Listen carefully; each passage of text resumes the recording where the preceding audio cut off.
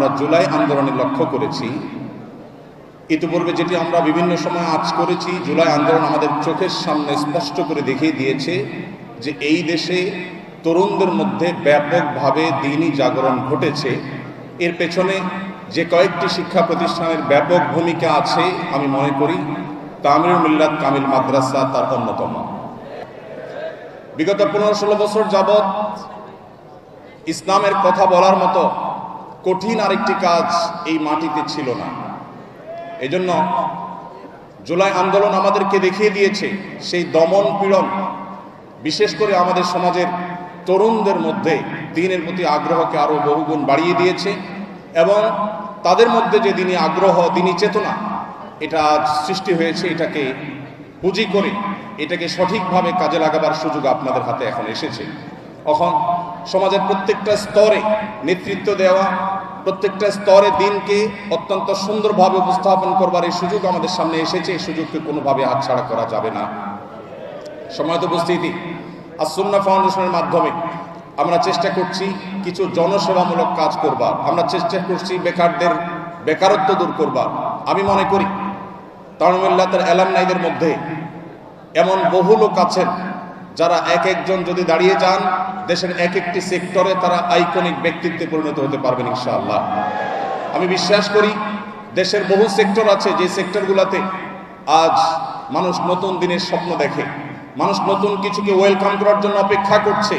চাতক পাখির মতো মানুষের মধ্যে আজ যে চাহিদা তৈরি হয়েছে সেটা পূরণ করবার জন্য পর্যাপ্ত সেরকম জ্ঞানে গুণে বুদ্ধিতে বিভিন্ন দিক থেকে সমৃদ্ধ মানুষের আজ বড় অভাব। আজ তামিরুল মিল্লাতের এই অ্যালামনাইদের মধ্য থেকে যোগ্য ব্যক্তিত্ব যারা আছেন, বিশ্বজুড়ে যারা ছড়িয়ে আছেন, তারা বাংলাদেশকে নিয়ে ভাববার সুযোগ এখন সবচেয়ে বেশি।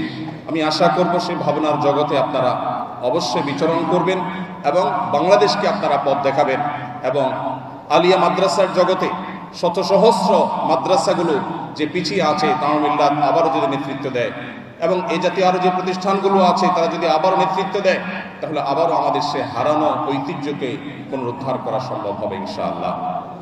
সময়ত উপস্থিতি, আমাদেরকে আজ নব উদ্যমে সামনে অগ্রসর হতে হবে, আমাদেরকে জাগতে হবে, আমাদেরকে জাগাতে হবে।